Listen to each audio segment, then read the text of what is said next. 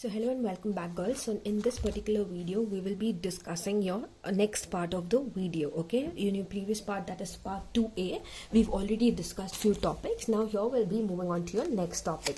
So moving on to your next topic, you have stewardship theory. Okay, now what is the stewardship theory? Basically, stewardship theory is a theory which was developed by Donaldson and Davis in 1991 and 1993. Okay, and this is also one of the perspective to understand what is the existing relationship. Okay, this is one of the perspective to understand what is the existing relationship between ownership and management.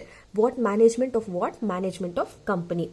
This theory arises an importance of counterweight to agency theory. This theory is bringing on very much importance to the next theory. This is the first theory which came into existence, after which agency theory came into existence. Okay, now stewardship theory is basically a theory that in which managers are left on their own. Okay, and they will act responsible as stewards of the assets they are in control. Basically here the managers will be acting as stewards. Stewards basically is someone who is left on their own, and they will be given a lot of responsibility, and they will have to take up that particular responsibility and give out the derived results. Okay, now stewardship theorists assume that given a choice between self-serving behavior and pro-organizational behavior, a steward will place higher value on cooperation than defection. Now, why is this happening? Is because managers are given utmost responsibility. They are given a particular task which they have to perform, and they are responsible for whatever result it is. Okay, so obviously they will be very careful while they are performing a particular task, and they will be they will make sure whatever they're doing it in a very better way. That is, they're making sure that they're incorporating everything, they're taking proper information and doing it. Now what is happening here is stewardship theory will argue that managers or executives of a company are stewards and the stewards of the.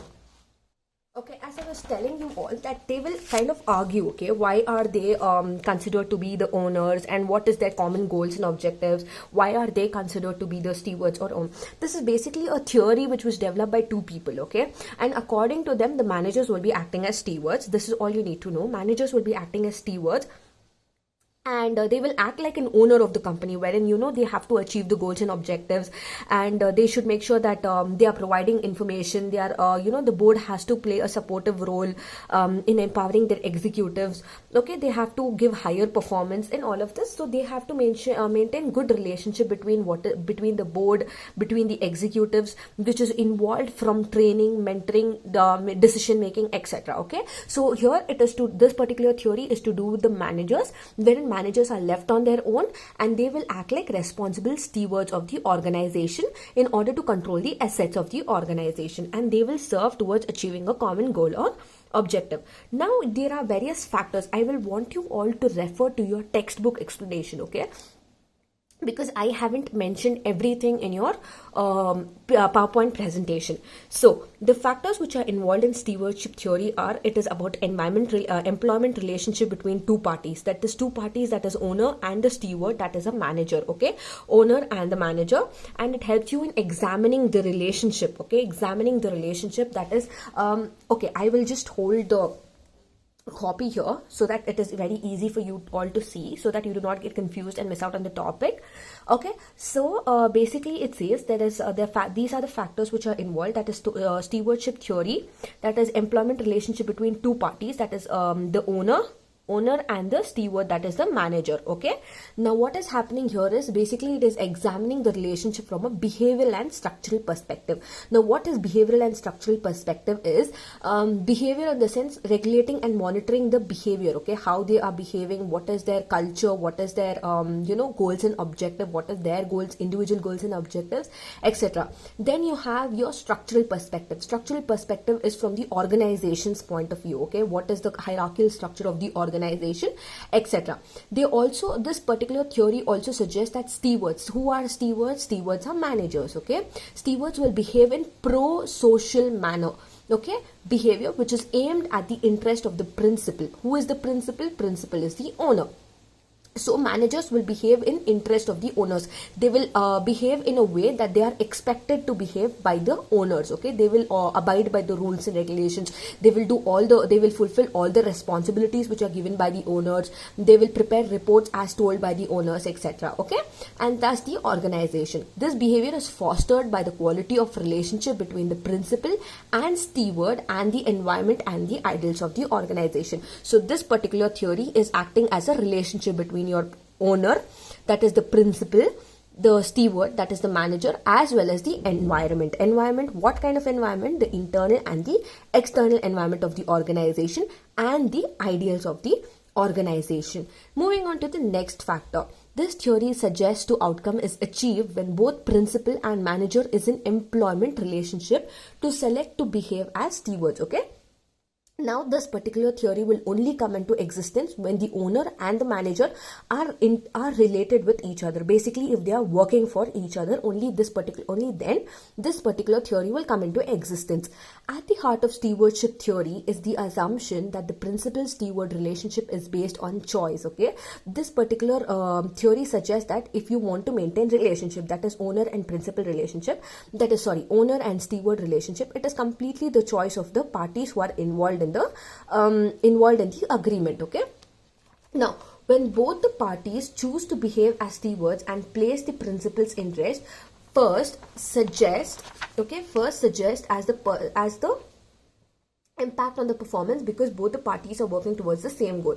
Okay, make sure when both the parties are involved in an organization, both the parties are working towards a common objective. Okay, your goals and objectives should be one in the same. Next, you have the next factor, that is choice of stewardship behavior, which is impacted by both by psychological and situational factors. Basically, this particular theory will be impacted by two factors, that is psychological and situation factors. Now, what is psychological? Psychological is something to do with the particular person's behavior, right? Their motivation, their identification, their personal power, their behavioral choices, etc.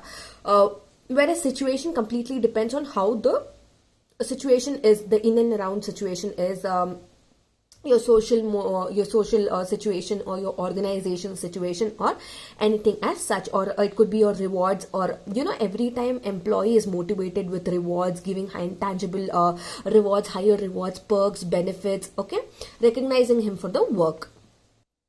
Now, moving on to your next factor, it says that individuals who have high level of identification with their organization are more likely to choose stewardship because they feel a strong sense of membership with their organization. Basically, if people are more recognized, if the people are, belonging to a high level, and they kind of choose this particular theory, because here this theory applies to person power perspective.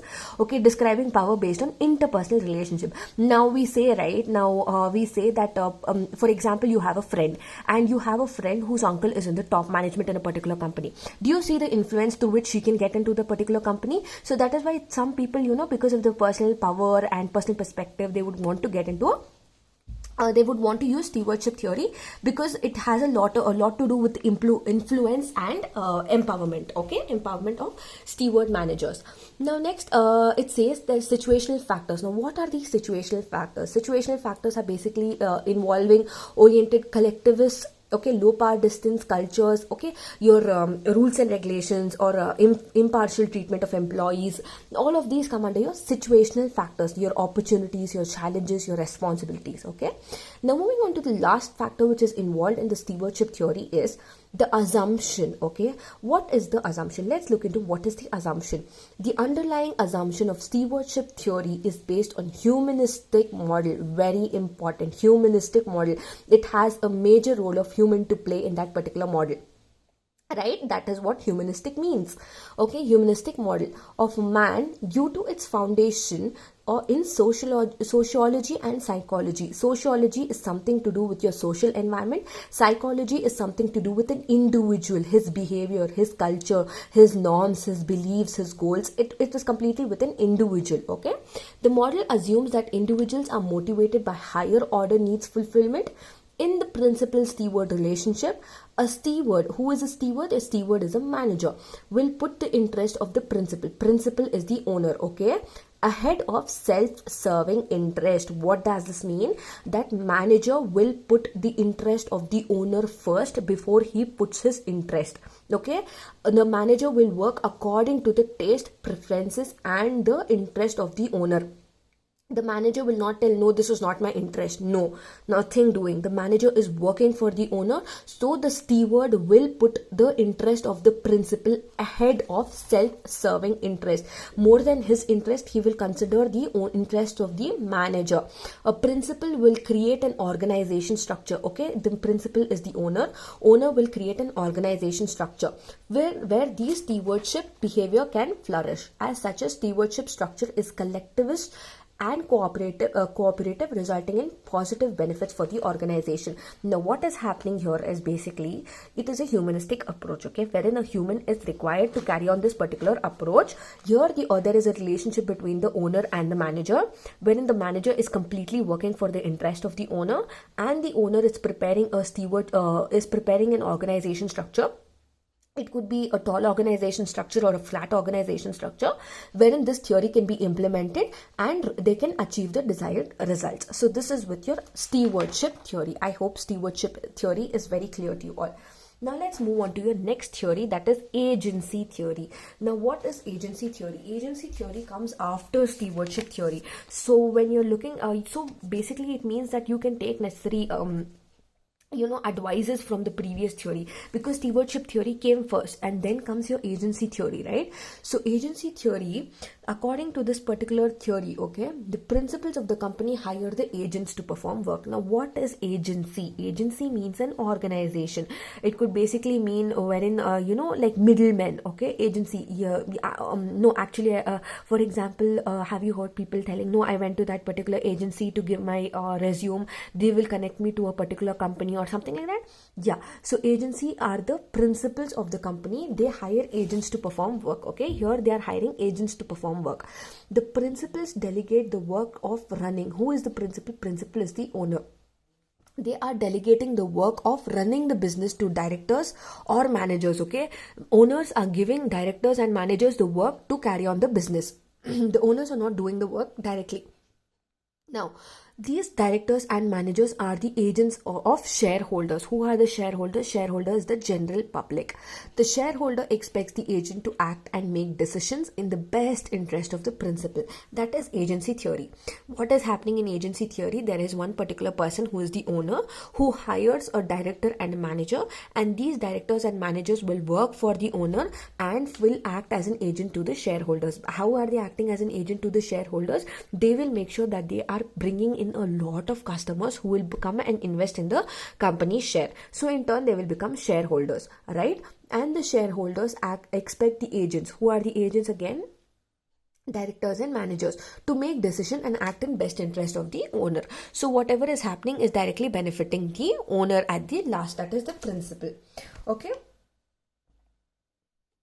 Now, why do firms usually take into consideration your agency theory? Because it is the way of cost minimization. Okay, you will be implementing very less cost. Okay, it is a cost minimization approach, and an agency problem is created when the interest of the principal and agent is misaligned. Okay, otherwise there is no problem. Only if the interest of the owner and the manager differ, only then the problem will arise. If not, the problem will not arise. Okay, then after which you have the next point, that is, it says theory suggests the principle has two options, that is reducing agency problems, both of which can curb. Now when will agency problem arise? Only when the interests are not aligning with each other. Otherwise there is no problem as such, right? The structure is also well and good, and also the owner has the people working in his favor. Then underlying assumption of agency theory is based on economic model. There it was stewardship was on a humanistic model, right? So it is very important for you while you're writing your answer answer, it is very important for you to mention on what model it is based on. Stewardship theory is based on humanistic model. Your agency theory is based on economic model. Why economic model? In your previous point we saw that it is a cost minimization approach. That is why it is an economic model, wherein you are making sure that you're maximizing the owner's income, owner's utility. Okay, so this was about your agency model. Now let's move, after this discussing these two particular theories which are really important from an exam perspective, let's move on to the next topic, which says agency theory versus stewardship theory. Now what you have to know about agency theory and your stewardship theory is, now basically what is happening is both the theories are depicting the same phenomenon. Okay, both the theories have something in similar, but the only thing is the previous stewardship theory is a humanistic approach, and here it is an economic approach. Okay, then the behavioral differences between agency and stewardship. Here in stewardship, you took into consideration your sociology and psychological factors, right? Here they are not taking anything as such. Okay, here it is only the interest of the owner. You're not even considering the interest of the employee, manager, director, no one. But whereas in stewardship you consider the interest of the employees, that is the director, manager, etc. Okay, next is agency theory is characterized by extrinsic motivation. Okay, that is only, they are only taking into consideration the economic growth, whereas in stewardship theory they concentrated more on, you know, intrinsic ways, that is by giving them rewards, by giving them recognition, by creating a very good environment for the employees to work. Okay, then you look into the approach. Here in agency there is a lot of control from the owner. Okay, because the owner will tell what has to be done and the manager has to follow the owner only. But here in stewardship there is a lot of collaboration. Why is there a collaboration? Because it is a joint effort. Okay, it is a joint effort wherein both the employee, that is both the manager and the owner are working together towards achieving a common goal. Okay, the manager is helping out the employee is helping out the manager is helping out the owner is helping out the manager. Next, in agency theory it is low level, whereas in stewardship theory it is high level. Okay, then you then agency theory is individualistic. Why is it individualistic? Because it has everything to do only with owner. You're benefiting only the owner, the managers are not getting benefited out of everything.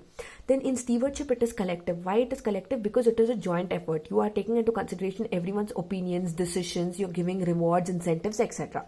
Okay, in agency again it is monitoring and incentives. Okay, it is something to do with monitoring, that is the owner will be doing the monitoring, and only it is something to do with economic, right, wherein you're minimizing the cost, you're making sure that the work is done perfectly, then incentives have to be given, etc. Whereas in stewardship it is empowering structure in the sense wherein it is a collective effort.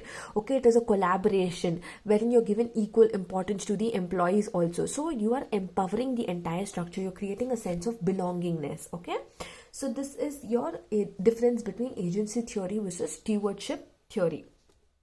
I hope there's no sort of doubts in this particular thing. I would want you all to refer your textbook. Your PPT is just for reference, wherein you have to study only from your textbook notes. Now moving on to your next topic, it says regulatory environment of external audit. We will be doing this in your next PowerPoint presentation. Okay, next video.